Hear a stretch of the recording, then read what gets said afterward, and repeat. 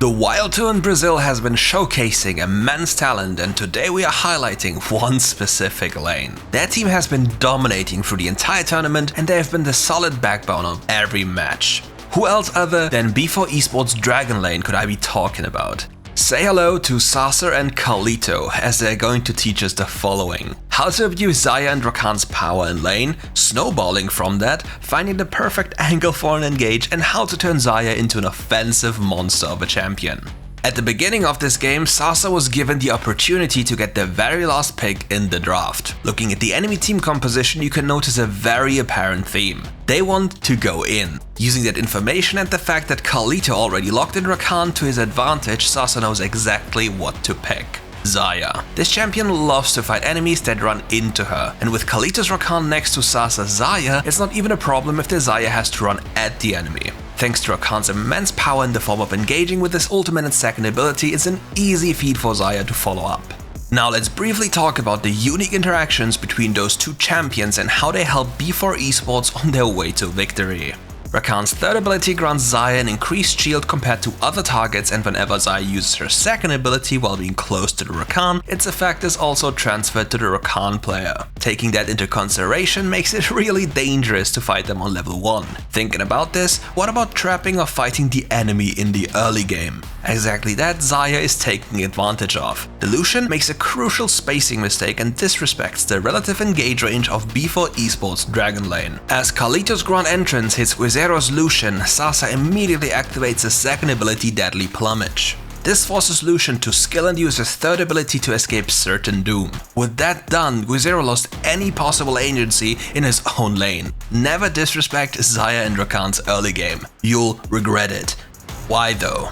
Xayah's second ability functions as an attack speed steroid that increases her and Rakan's attack speed while adding bonus damage to every single hit. Therefore, looking for swift and aggressive early game plays is something this duo loves to do. Give it a shot and walk into the brush closest to the enemy tower and wait there to pounce the enemy. That is the most powerful Xayah and Rakan level 1 play. Exactly that carliTo and ySacer aim to do. But sadly Xayah had a little accident at the shop and lost valuable time and got there a little bit too late, but the play still worked out as originally intended to. Using such aggressive plays enables you to establish a massive HP differential between you and the enemy laners. In this case, Xayah's fight capabilities have been significantly reduced and therefore he has to concede space. Knowing about this circumstance, ySacer moves up in unison with carliTo to zone the enemy from their gold and experience income. To make sure that this play is absolutely safe, note that Xayah briefly walks into a river to place down vision in order to secure their tyranny in lane. This tyranny finds its apex as ySacer and carliTo made the conscious decision to wait with pushing the wave until the allies were close enough to initiate a dive. The cannon now tanks the tower and the dive begins. In this scenario, pay close attention to Xayah's movement. She walks closer to the enemy champion as she waits for Rakan to initiate the play. She doesn't want to tank the tower, so she has to be patient. With carliTo's Rakan being in the game and able to use his mobility well, he tanks as long as possible, while Xayah is allowed to freely damage both Lucian and Braum. Another important note to add here is the fact how they juggle the tower aggro. The first person to attack an enemy champion on the tower will get attacked by the tower. After that person dies or leaves, this aggro is transferred to the closest champion who has just attacked. Thoughtful, clean, and perfectly executed. Now all that's left is getting back to the base and spending your gold. Here's some little extra for the Xayah players who love to play with the Rakan. Xayah can join Rakan's ongoing recall by just walking close enough and then channeling recall herself. Specifically, that interaction is continuously used by carliTo and ySacer to squeeze out every little possible advantage. Don't undervalue this advice. As an AD carry, you're the most gold-dependent role in the game. You're craving gold more than anyone else, so you have to make sure you waste as little time as possible. That way, you'll scale up the best and the fastest way into the later stages of the game, and your damage will be absolutely insane. As the Herald charges into the tower, Gon tries to use Yi's first ability Alpha Strike on it to deal additional damage. However, getting too close to Xayah comes with a certain level of risk. Xayah has multiple layers of defense. Systemically, she has Flash and Exhaust, which are great in any kind of scenario, but especially into assassins or anything that wants to jump you.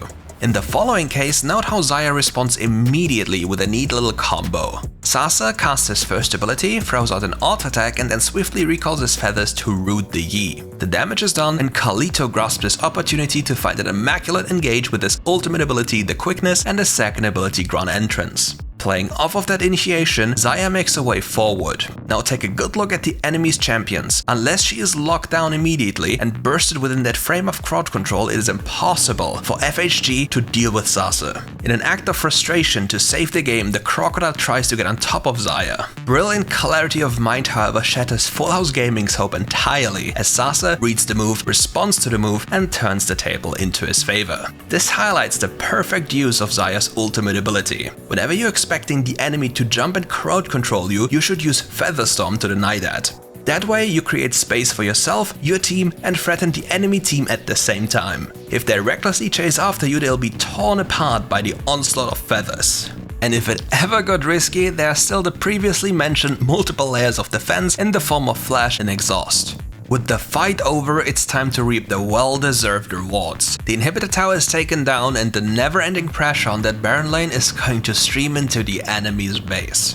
Here are two essential Xayah combos you can use in your games. The first is rather straightforward. You cast your first ability, attack once and recall your feathers. This is slightly slower than the following, but a great tool to poke in lane. For the second one, you have to cast your second ability, throw out an auto attack, your first ability, and instantly, as the feathers are still flying towards the enemy, you want to start recalling them with your third ability, Blade Caller. Especially thanks to the delay in the feathers movement, you'll surprise a lot of enemies. With their base open and Baron being available, FHG's hopes are on razor's edge. Can they make it, or will they fall to the hyperscale duo lane of carliTo and ySacer?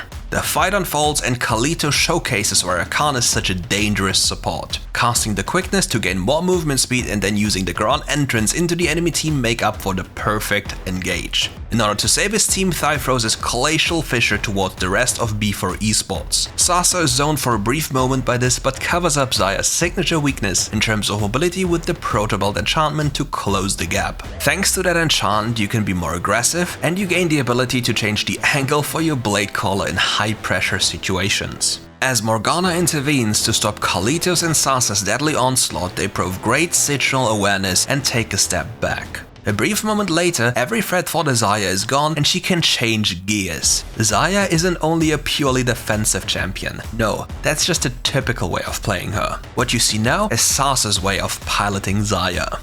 While the enemy is trying to retreat, ySacer casts Featherstorm and flashes towards the enemy team. Laying out a carpet of feathers forces FHG to run into different directions, or else they'll be torn apart like Lushkinya's Morgana. Always keep track of your feathers, memorize their position and force the enemy to move away from them. That way you can easily isolate targets and remove them from the game. If however they don't respect your feathers, you will immediately destroy entire teams by tapping just one ability.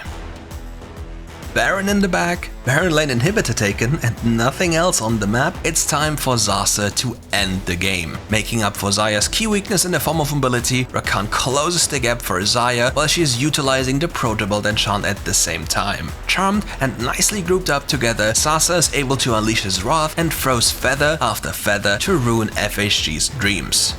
All that's left for us now is to take a closer look at ySacer and carliTo's performance in numbers. Showcasing how hard it is to touch Xayah, he received less than 380 damage per minute thanks to the help of carliTo. On top of that, Xayah was able to dish out more than 1100 damage per minute while holding 100% KP to his name. ySacer's incredible performance wouldn't be possible without the assistance of carliTo's Rakan, adding more than 650 damage per minute to Xayah's dominating performance while enabling her through soaking close to 750 damage per minute, made sure that B4 Esports Dragon Lane claimed their rightful throne. You also rarely get to see a Dragon Lane that holds 100% KP throughout the game. Not just any Dragon Lane can do that, but B4 Esports surely can. And with them ascending as we speak, what comes next? Find out and tune in into the next games in the Wild Tour Brazil. Where do you find the schedule? Check out the following links. Thanks for watching and see you soon for more WRE content.